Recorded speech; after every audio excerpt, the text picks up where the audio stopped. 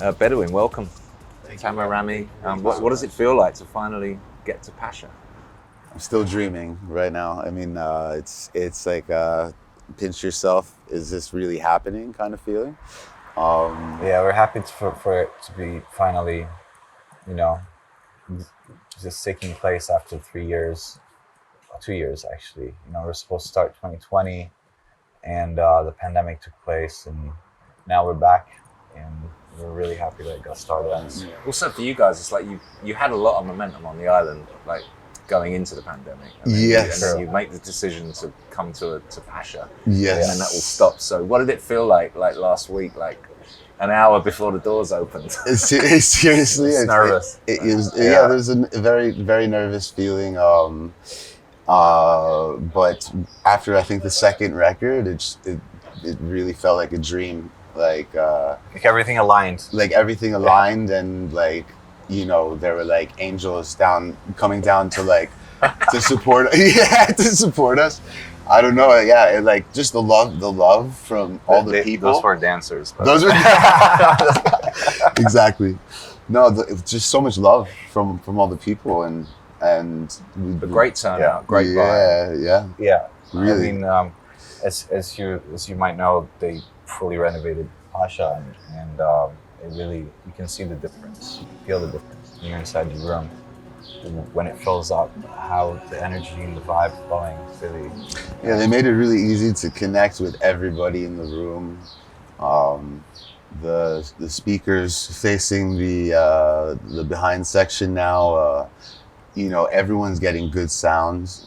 We feel like we can really control the booth volume and be comfortable ourselves. You used to come to Pacha a lot, obviously. You used to come over. Yes, to be honest with you, there wasn't that many nights here. I was more appreciating it from the stories I was hearing. To be honest with you, before we started playing in Ibiza, I wasn't really able to afford trips here. Right. But you got to see the club being remodeled, right? Yes. And then the frustration of No, I was here enough to see that the impact of the renovations and how much it's really changed and helped the whole situation. Yeah. The first club I ever visited in Ibiza was a Wednesday, and it was Pacha.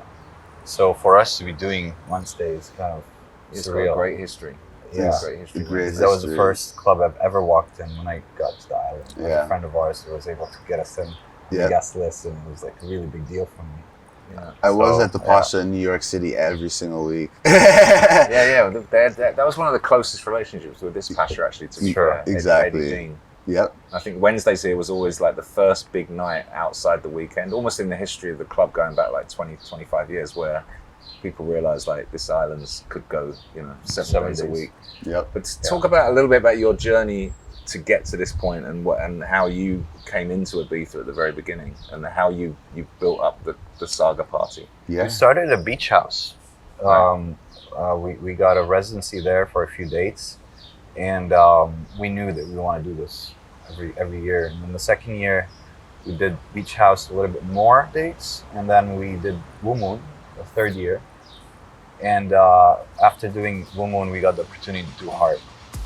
And we did Heart for 3 years, and that's when we really felt like it was our night, in terms of working with the team for months before and really curating the idea of the performers. Had to be built from scratch. The Baroque color theme and it just. I was gonna say it must be quite important to you because your name to me sometimes it's a bit like Vacuum, Hoover, Bedouin.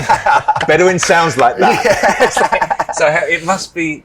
Yeah, you need to curate it really to get that. To get the whole experience, exactly. Yeah, exactly. Yeah. And we feel the difference when we do these parties and versus touring and playing for other promoters or other clubs or venues. Just we can feel the difference in the experience. Everything is curated basically from the lineup.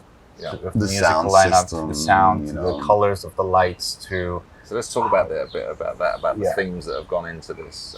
I think a big part of our approach with producing parties was you know, where the DJ booth is located. Obviously, a lot of us are really particular about that, but you know, important to have the party kind of all around you, and people really feeling connected to you.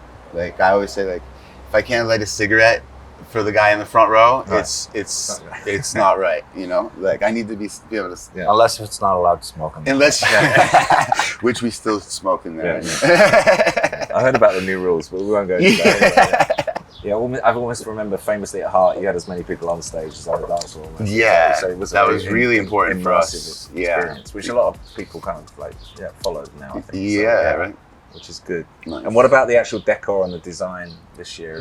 We're building on what we started. Basically, the whole surrealism, dramatic approach to production. We're just building on that with a little bit future. Yep, exactly. Future references, where we're using a little bit more brighter colors in the branding and when it comes to inside the club, we're using a lot of inspirations from artists like Pedro Friedberg or the last final surrealists living on Earth right now since Dali era. So so we took a lot of that and we just built on what we started with Saga. Yeah. Did you work with some of the performers and the actual? They're all here actually, the same crew. That's great. Yeah, Amazing. yeah, same performers. Yeah, exactly. Yep. I actually realized like maybe they should be like on the billboard with us. It was part of the team, you know, or part of the performance, right? You know, They are, yeah. they really are.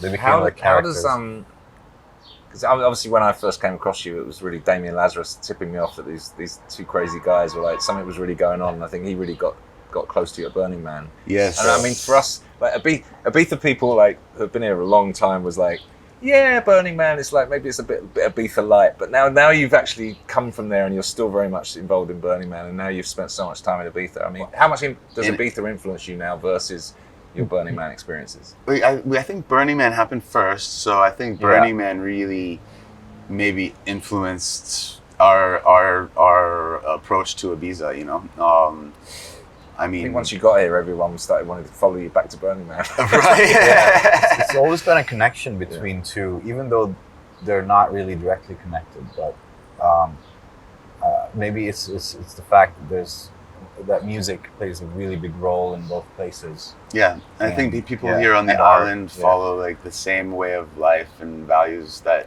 people at Burning Man kind of really hold closely in terms of, you know. So you think that's why you've identified so well? I think that's why we connect with the people here heavily, because it's like also being culture, able to be creatively open. I think Burning Man allows you to do that. Also, Ibiza, there's a higher bandwidth to experiment a little bit musically and push it a little bit more than playing it safe all the time. I think that's another common factor. Yeah.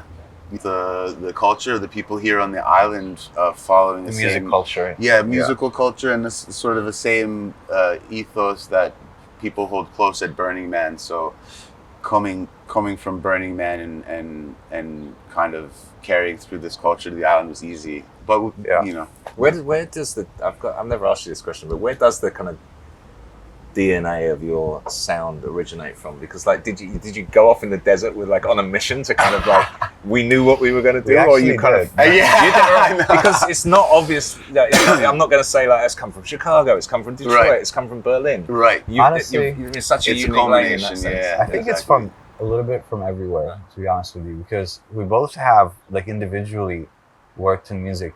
Just like you know, I did this all my life, all my adult life, like since 16. Rami too.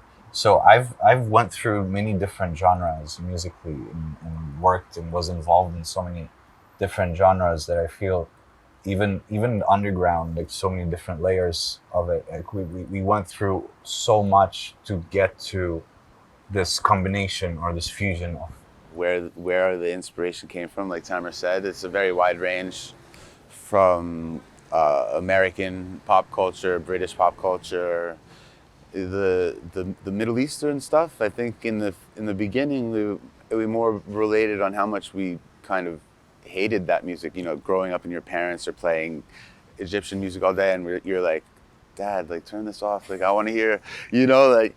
And then fast forward, and you're like, You start appreciating. But it more. obviously, it does inform your sound. That is Right? that's No, always there, but- it is exactly. Your appreciation changes over time. I guess it's and the then- process behind that music too, like the Middle Eastern music or the emotion that Middle Eastern music we grew up with. That kind of level of emotion kind of translates or started translating later in our music somehow. Also scales and just The different. scales, exactly. exactly. Yeah. Things like over electronic music, the idea of this that the fretless sort of like there's no, it's not Single notes. single notes. Yeah, there's in between and yeah, there's ambiguity to it, I think. So, like, you got some amazing lineup this summer. Yes, we're excited about Including me.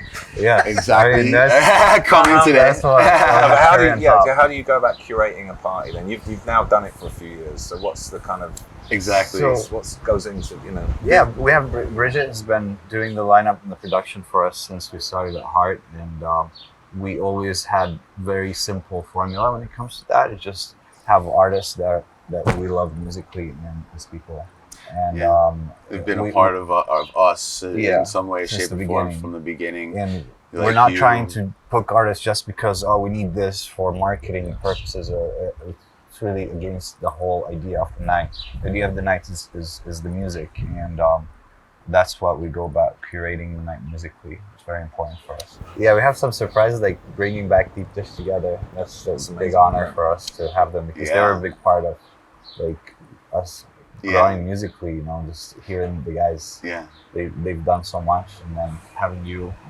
not just saying this because you're here.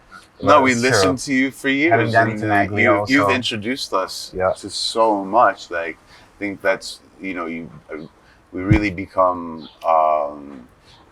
like the relationship grows when we're learning from each other. I feel course.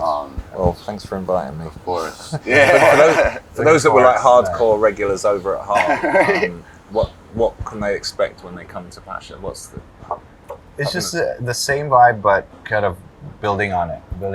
It's bigger and better. I feel more refined.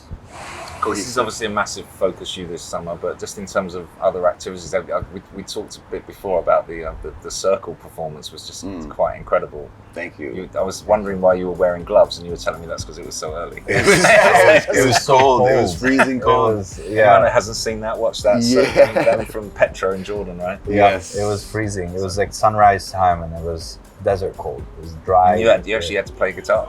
Yeah, I know. I had to keep my guitar warm with the jacket that I had. So it was like, And I had to And then- play the theremin with my fingers, and my fingers were like freezing. And new music? Would you manage to? You were here all summer now, so would you manage to actually make music while you're in Ibiza? We'll I think we mainly like edits and remixes. we're not going to be probably writing so many originals. It takes It's kind hard. of Yeah. like it's a Longer consecutive periods of time. period of days where now we have like a couple days here, a couple days there, probably reinventing edits for Stuff for the set. stuff for the set. Yeah. When you get in a groove like this, like you start to play like every week, and no doubt you're playing at the weekends. Yeah. Everywhere. Do you get kind of match fit for like like wanting to go back in the studio afterwards? Oh, Or do you- sometimes. man. Absolutely. Yeah, absolutely. I mean, try to program our brains that in the summer He it's says not gonna be long. absolutely. You say something. yeah. World exclusive. No, yeah. Absolutely not. No, yeah. It's definitely a happy place, I think, for both of us. The studio. Oh, yeah. We try to spend as much time as possible, Yeah. but it's hard to be like touring and also in full studio mode because you need that energy. And you need like to stay in the studio a few days and come back to it, not like be on the road and then come back and try to get into the whole Exactly. studio mode all over again and you then kind of lose that. cut it again. You know? And- It's a good thing about doing Wednesdays. You can have Thursday off yeah, exactly. Exactly. rather than have to fly off somewhere. That's the first thing. You also got the Saga radio show. Correct. Open that. Yes, That's correct. That's true. Yes. It's like a pre-party show for the night, and where we invite the guests that are playing for a 1-hour set, either recorded or live. So yeah, it's a good chance for us to feature some of the young artists a lot, as and well warm up as people for the night. You know, get Yeah. them in the groove a little bit. yeah. I think we both. Tamer started in radio, and just the idea of being on like people listen, just tune in their car is kind of is cool. On the way. Yeah, it's cool. I mean, you know cool, yeah. about Yeah, yeah, exactly. yeah. Okay. Thanks, guys. Thank you so much. Really Thank you. appreciate it.